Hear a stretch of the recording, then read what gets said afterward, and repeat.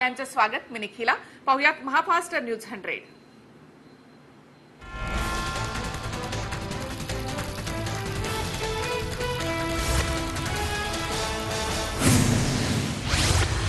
कोरोनाला रोखण्यासाठी मास्कचा वापर करा. सोशल डिस्टन्सिंग महत्त्वाचं आहे. बरेच जण नियम पाळत नाही, त्यांच्यावर कडक कारवाई करणार असल्याचं उपमुख्यमंत्री अजित पवार यांनी सांगितलं. तसंच ऑक्सिजन तुटवडा दूर करण्याची केंद्राकडे मागणी केली असल्याचंही त्यांनी सांगितलं.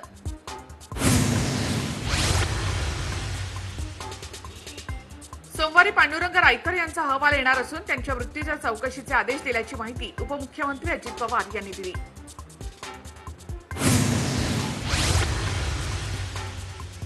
शरद पवार, अजित पवार, प्रकाश जावडेकर यांनी पुण्याच्या कोरोना संदर्भात आढावा बैठक घेतली. यावेळी अँटीजेन टेस्ट वाढवल्या जाणार आहेत. तसंच व्हेंटिलेटरसह इतर सुविधा देखील उपलब्ध करून देणार असल्याची माहिती या बैठकीमध्ये देण्यात आली आहे.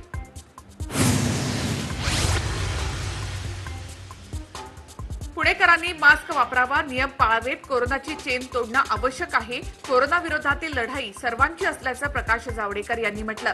केंद्र सरकार पुणेकरांच्या पाठीशी आहे असंही त्यांनी म्हटलं.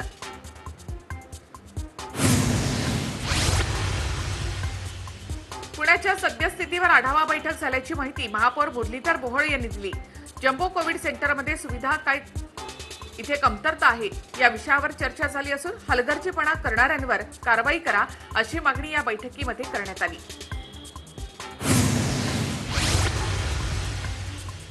केंद्रीय मंत्री प्रकाश जावडेकर आणि शरद पवारांनी बैठक घेतली. याचा अर्थ आम्ही अपयशी ठरलो असा होत नाही, कारण ते पुण्याचे नेते आहेत. दोघांनी आम्हाला सूचना दिल्या आहेत, त्या अंमलात आणू असं मुरलीधर मोहोळ यांनी म्हटलं.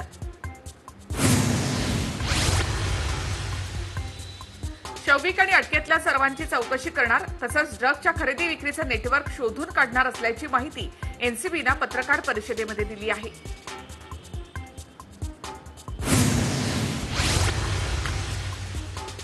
सुशांत सिंग प्रकरणामध्ये सीबीआयचे अधिकारी सिद्धार्थ नीरज केशवला घेऊन सुशांतच्या घरून निघाले. सुशांतच्या घरी आत्महत्येची घटना पुन्हा एकदा पडताळून पाहिल्याची माहिती मिळते.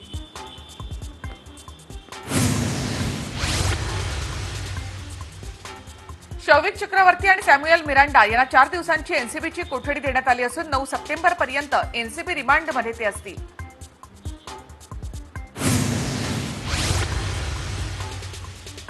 रियाला उद्या चौकशीसाठी बोलावलं जाण्याची शक्यता आहे. आज संध्याकाळपर्यंत एनसीबी समन्स पाठवणार असल्याची माहिती एनसीबीच्या सूत्रांनी दिली आहे.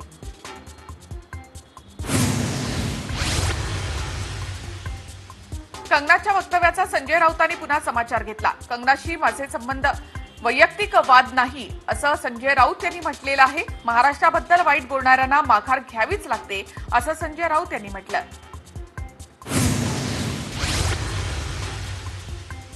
हा मुद्दा फक्त शिवसेनेचा नाही, त्यामुळे सर्वांनी बोललं पाहिजे. कंगनानं स्वतःचं ट्विटर अकाउंट राजकीय पक्षांना न देता ते स्वतः वापरावं असा टोला संजय राऊतांनी लगावलाय.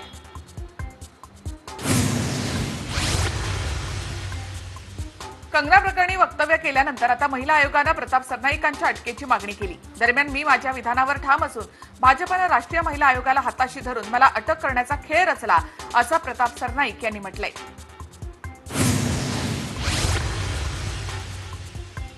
महाराष्ट्राची अस्मिता आहे, त्याच्याबरोबर खेळणार असेल तर मला एकदा नाही तर 10 वेळा अटक करा, पण देशद्रोहाचा गुन्हा दाखल करून कंगनाला ठाण्याच्या मेंटल हॉस्पिटलमध्ये दाखल करण्याची मागणी सेना आमदार सरनाईक यांनी केली.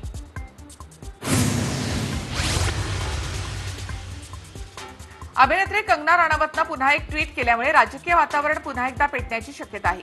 एका महान पित्याचा पुत्र होणं हे एकमेव कर्तृत्व होऊ शकत नाही. मला महाराष्ट्राच्या प्रेमाचे किंवा द्वेषाचं प्रमाणपत्र देणारे तुम्ही कोण असा सवाल करत कंगना राणावतनं ट्विटरच्या माध्यमातून थेट मुख्यमंत्री उद्धव ठाकरे यांच्यावर निशाणा साधला.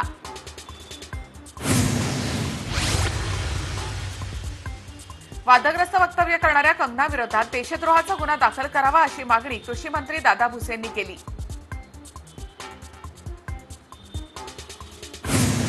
कंगना प्रकरणी मनसेच्या संदीप देशपांडेंनी शिवसेनेवर निशाणा साधलेला आहे. जिच्या वक्तव्याला 5 पैशांची किंमत नाही, तिला किंमत देऊन शिवसेना मुद्दाम जाळ्यात अडकते आहे का असं वक्तव्य देशपांडेंनी केलं.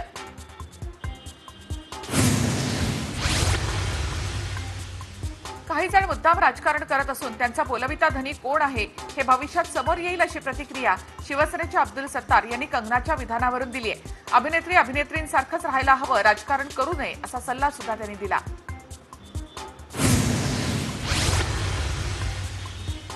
अभिनेत्री कंगना राणावतनं मुंबईबद्दल केलेल्या वादग्रस्त ट्विटनं भावना दुखावल्याप्रकरणी नवी मुंबईचे ऑनलाईन तक्रार नोंदवण्यात आली आहे. संतोष देशपांडे यांनी भारतीय दंड 153(ब) नुसार ही तक्रार नोंदवली आहे.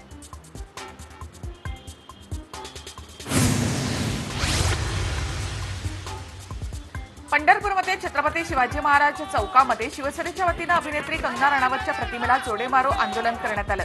कंगनानं मुंबईबाबत केलेल्या वादग्रस्त विधानामुळे शिवसेना चांगलीच आक्रमक झाली.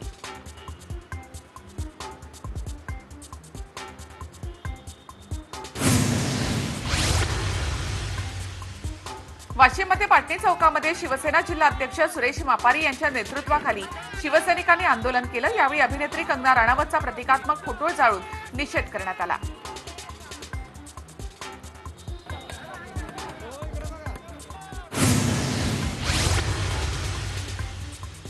दीपक म्हैसेकर आता मुख्यमंत्र्यांचे सल्लागार असणार आहेत. मुख्यमंत्री उद्धव ठाकरे यांनी म्हैसेकरांची नियुक्ती केली. अजय मेहता यांच्यासोबत म्हैसेकर देखील आता सल्लागार असतील.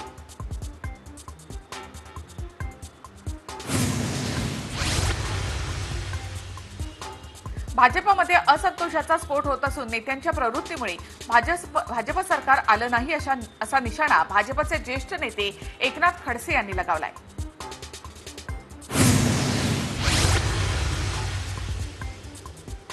मी असा काय गुन्हा केला जे लोक या विधानसभेत आडवे येत होते त्यांना आडवं करण्याचं काम यामध्ये करण्यात आलं. मी कधीच पक्षावर टीका केली नाही. आम्ही कष्टानं आणलेलं भाजपचं सरकार गेल्याची खंत खडसेंनी व्यक्त केली आहे.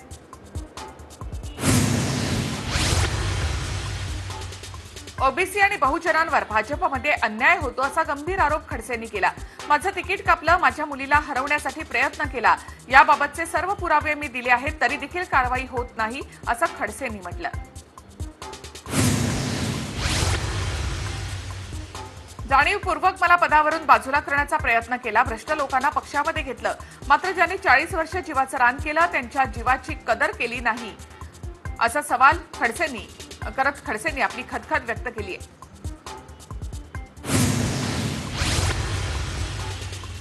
खडसेंवरचा अन्याय जगजाहीर आहे, पण ते फक्त बोलतात, निर्णय घेत नाहीत अशी प्रतिक्रिया खडसेंच्या खदखदीवर अब्दुल सत्तारांनी दिली आहे.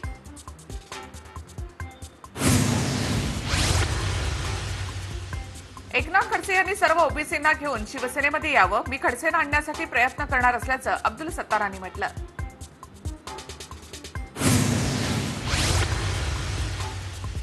केंद्र सरकारनं लवकर निर्णय घेतल्यामुळे देशात कोरोनाचा प्रादुर्भाव कमी झाला असून त्यामुळे जगात मोदीजींचं नाव घेतलं जात असल्याचं रावसाहेब दानवे यांनी सांगितलं. लोकांना मदत करण्यासाठी पंतप्रधान मोदींनी अनेक उपाययोजना केल्याचंही त्यांनी म्हटलं.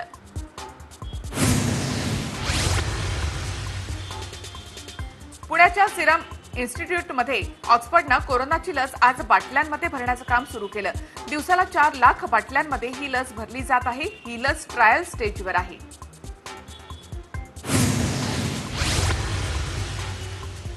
मागच्या 5 वर्षात फडणवीस सरकारनं आरोग्यविषयक काम केलं असतं तर आज ज्या तात्पुरत्या सुविधा जम्बो म्हणून उभाराव्या लागल्या ते प्रमाण कमी झालं असतं असा आरोप सामनाच्या अग्रलेखामधून करण्यात आलाय.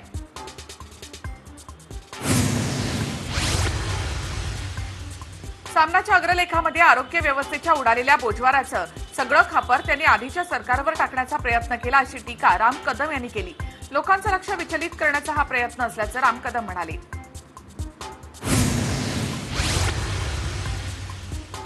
नितेश राणे यांनी सामनाच्या अग्रलेखावर टीका केली आहे. नाईट लाईफ करताना मराठी माणूस दिसला नाही का? पुढचे काही दिवस मराठ्यांवर अग्रलेख येतील अशी टीका नितेश राणे यांनी केली आहे. स्वाभिमानी शेतकरी संघटनेचे प्रमुख राजू शेट्टी यांना कोरोनाची लागण झाली आहे. त्यांनी स्वतः या संदर्भात माहिती दिली. अस्वस्थ वाटू लागल्यामुळे चाचणी केली असता ती पॉझिटिव्ह आल्याचं राजू शेट्टी यांनी म्हटलं.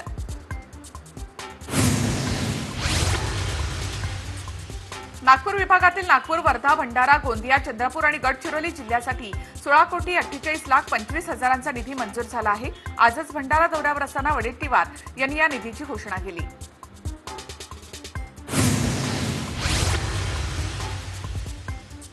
जायकवाडी धरण 98% भरल्यामुळे धरणाचे 2 दरवाजे उघडले असून धरणामधून गोदावरी नदी पात्रात पाण्याचा विसर्ग सुरू करण्यात आलाय.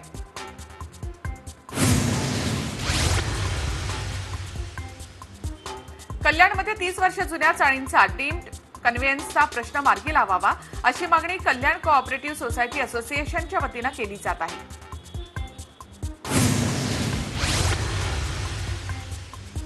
कोल्हापूर जिल्ह्यावर शेजारील 3 ते 4 जिल्ह्यातील रुग्णांचा प्रचंड पडत असल्याचं कोल्हापूरचे पालकमंत्री सतेज पाटील यांनी म्हटलं. सातारा, सांगली, रत्नागिरी, सिंधुदुर्ग जिल्ह्याच्या रुग्णांची व्यवस्था त्या ठिकाणी व्हायला हवी अशी मागणी ते करणार आहेत.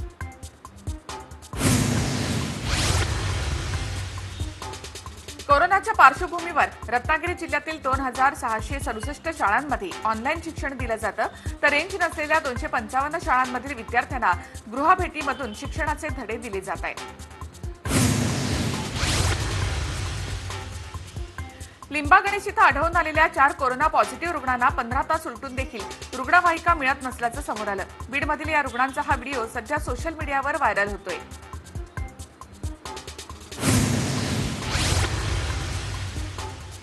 सावित्रीबाई फुले पुणे विद्यापीठाकडून अंतिम वर्षाच्या परीक्षांचं संभाव्य वेळापत्रक तयार केलं असून 1 ते 22 ऑक्टोबर दरम्यान ही परीक्षा होणार आहे.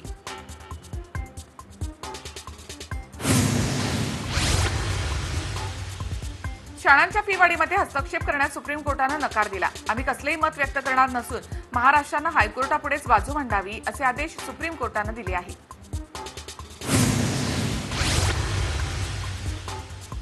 मुंबईच्या धारावीमधील ज्यांच्या हातावर पोट आहे असे लोक शाळेची फी भरू शकत नाहीत, अशांना फी माफ व्हावी यासाठी वंचितनं धारावीमध्ये उपोषण सुरू केलंय.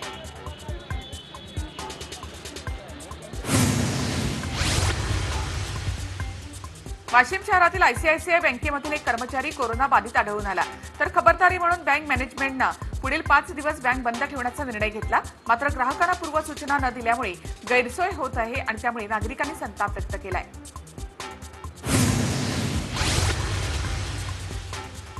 कराडच्या कोविड स्मशानभूमीमध्ये एकाच वेळी 13 मृत कोरोना बाधितांवर अंत्यसंस्कार करणाऱ्या कराड नगरपालिकेच्या कोरोना योद्ध्यांच्या कार्याला सातारा जिल्हाधिकारी शेखसिंग यांनी सलाम करत त्यांच्या कामाचं कौतुक केलं.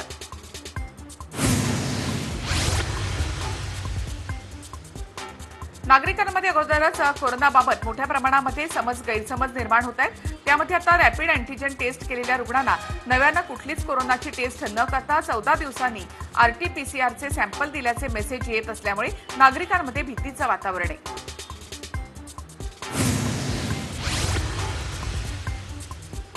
कर्मचाऱ्यांच्या कमतरतेमुळे कराड नगरपालिकेचे मुख्याधिकारी रमाकांत डाके हे स्वतः कोरोना लढाईमध्ये उतरले असून मुख्याधिकारी डाके यांनी पीपीई किट घालून कोरोना बाधितांचा मृतदेह सीलबंद केला आहे.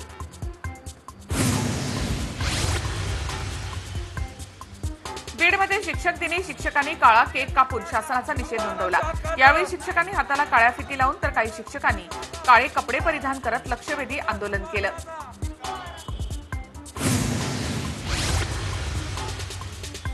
चोपडा तालुक्यातील गुळी नदीवरील पुलाचं बांधकाम अंदाजे 40 ते 50 वर्षांपूर्वीचं असून या पुलाची देखभाल आणि दुरुस्ती अजून करण्यात आलेली नाही.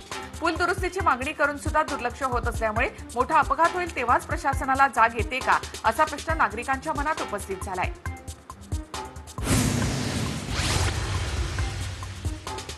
हदगाव तालुक्यातील तळणीमध्ये 80 वर्षीय भगवान जाधव या सेवानिवृत्त शिक्षकानं पाण्याची सुविधा नसताना त्यांच्या शेतामध्ये बाग फुलवली. गेल्या 2 वर्षांपासून या उपक्रमासाठी ते मेहनत घेत आहेत.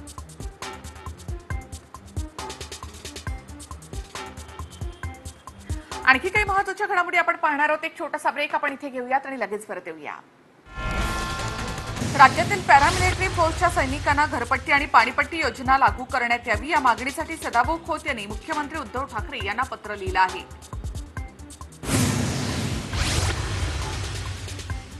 TV9चे दिवंगत पत्रकार पांडुरंग रायकर यांच्यासाठी पुण्यामध्ये शोकसभेचं आयोजन करण्यात आलं होतं.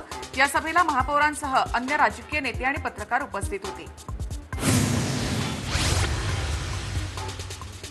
TV9चे प्रतिनिधी पांडुरंग रायकर यांच्या प्रकरणी शिर्डीच्या आत्मा मलिक रुग्णालयानं दिलेली माहिती खोटी असल्याचा आरोप सामाजिक कार्यकर्ते संजय काळे यांनी केला. दरम्यान या रुग्णालयावर कठोर कारवाई झाली नाही तर आंदोलन करणार असल्याचा इशारा त्यांनी दिला आहे. कल्याणमधील जोशीबाग इथे एक धक्कादायक असा प्रकार समोर आला। व्यावसायिक विजय पंडित यांच्या कुटुंबातील तब्बल 35 जणांना कोरोनाची लागण झाली। या सर्वांवर खासगी रुग्णालयामध्ये उपचार सुरू आहेत।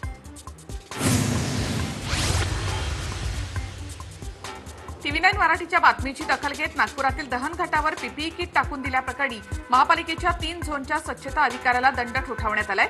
महापालिका आयुक्तांच्या निर्देशानुसार प्रत्येकाला 100 रुपये दंड ठोठावण्यात आला।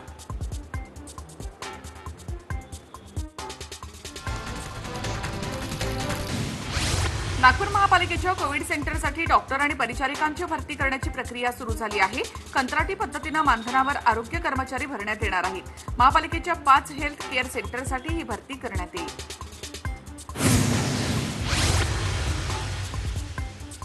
नागपूरमध्ये आता हॉटेलमध्ये रूम हवी असल्यास कोरोना रिपोर्ट दाखवावा लागेल। वाढत्या कोरोना रुग्णसंख्येच्या पार्श्वभूमीवर नागपुरातील हॉटेल व्यावसायिकांनी हा निर्णय घेतलाय।